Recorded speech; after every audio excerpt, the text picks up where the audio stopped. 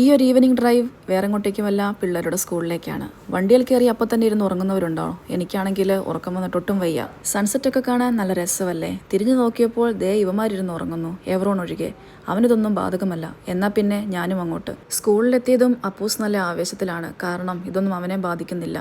ഇത് second ടൈമിലെ answer sheet വാങ്ങാനുള്ള പോക്കാണ്. പേരൻസ് മീറ്റിംഗ് ഒരാഘോഷമാണ് ഇവർക്ക്. എക്സാം കഴിഞ്ഞ് ECPC ലെമൺ സ്ക്യൂസ് എന്നൊക്കെ പറഞ്ഞതല്ലേ, എന്താവോ എന്തോ. പതിവ് തെറ്റിച്ചില്ല എന്നത്തെയും പോലെ ഗേൾസ് ഫസ്റ്റ്. ആദ്യം കുഞ്ഞാവിയുടെ ഗ്രൗണ്ട് ഫ്ലോറിലാണേ. അവിടെ എത്തിയതും അപ്പൂസ് ഓവർ എക്സൈറ്റഡ് ആയിരുന്നു. വേറൊന്നുമല്ല, KG സെക്ഷനിലെ ഓരോരോ വർക്കുകൾ കണ്ടിട്ട്. നെക്സ്റ്റ് ഇയർ തൊട്ട് സ്കൂളിൽ പോകാൻ അവൻ ഇപ്പോഴേ റെഡിയാണ്. ആൻസർ ഷീറ്റ് കൈ കിട്ടിയതും കുഞ്ഞാവ ഹാപ്പിയായി. പേടിച്ച പോലെയൊന്നുമില്ല. കുറച്ച് സ്പെല്ലിംഗ് മിസ്റ്റേക്ക് ഉണ്ട്, ശ്രദ്ധിക്കേണ്ട അമ്പാനെ, നമുക്ക് ശ്രദ്ധിക്കാം ഇനി. ആൻസർ ഷീറ്റിൽ A+ഉം സ്റ്റാറും ഒക്കെ കണ്ടപ്പോൾ അവൾ ഹാപ്പിയായി.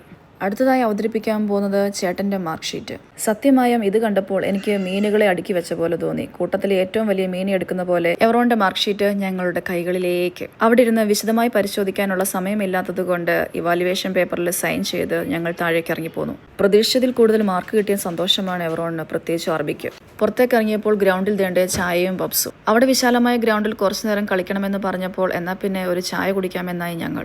സമയം പോകണ്ടേ? ഇനിയാണ് സമയം. വിശദമായിരുന്ന ഓരോ ആൻസർ ഷീറ്റും നോക്കുക. എവിടെയാണ് മാർക്ക് പോയതെന്നുള്ള ചർച്ചയാണ് ഇവിടെ. അപ്പന്റെയും മോന്റെയും വിശദമായ പരിശോധനകൾക്കൊടുവിൽ വീണ്ടും അമ്മയുടെ കൈകളിലേക്ക്. വേറൊന്നും കൊണ്ടല്ല, പഠിപ്പിച്ചു വിട്ടതല്ലേ, തെറ്റിയതൊക്കെ എവിടെയാണെന്ന് നോക്കും. അല്ലാണ്ട് അതിന്റെ പേരിൽ വഴക്കൊന്നുമില്ല കേട്ടോ. നെക്സ്റ്റ് ടൈം ശ്രദ്ധിക്കണം, അത്രയുള്ളൂ. Well done, keep it up. ഇനി വേറൊന്നുമില്ല, ഇവിടെ കുറച്ചു നേരം ഇങ്ങനെ അങ്ങോട്ടും ഇങ്ങോട്ടും ഓടിക്കളിക്കും. അതിൻ്റെ ഇടയ്ക്ക് കുറേ ഫ്രണ്ട്സിനെ കാണും, അവരുമായിട്ട് സംസാരിക്കും, വിശേഷങ്ങൾ പങ്കുവയ്ക്കും. ഇന്നിപ്പോൾ അവരെക്കാൾ കൂടുതൽ ഞങ്ങളാണ് നോക്കിയിരിക്കുന്നത്. ചില ബന്ധങ്ങൾ അങ്ങനെയല്ലേ.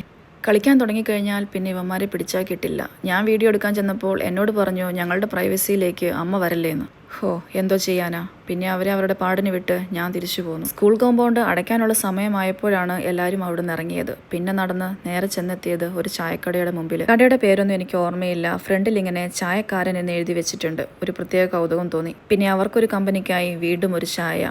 എത്ര സംസാരിച്ചാലും തീരാത്ത വിശേഷങ്ങളാണ്. എന്താ എത്ര പറയാനുള്ളതെന്ന് ഓർക്കും, എന്നാലും തീരത്തില്ല വിശേഷങ്ങൾ പറഞ്ഞ്. ഒരു സമയം കഴിഞ്ഞാൽ വീട്ടിൽ തിരിച്ചു കയറണമല്ലോ. അതുകൊണ്ട് തൽക്കാലം ഇന്നത്തേക്ക് ഇത്രയും മതി. Tata bye bye. അപ്പോൾ വീണ്ടും സന്ധിക്കും വരെ വണക്കം.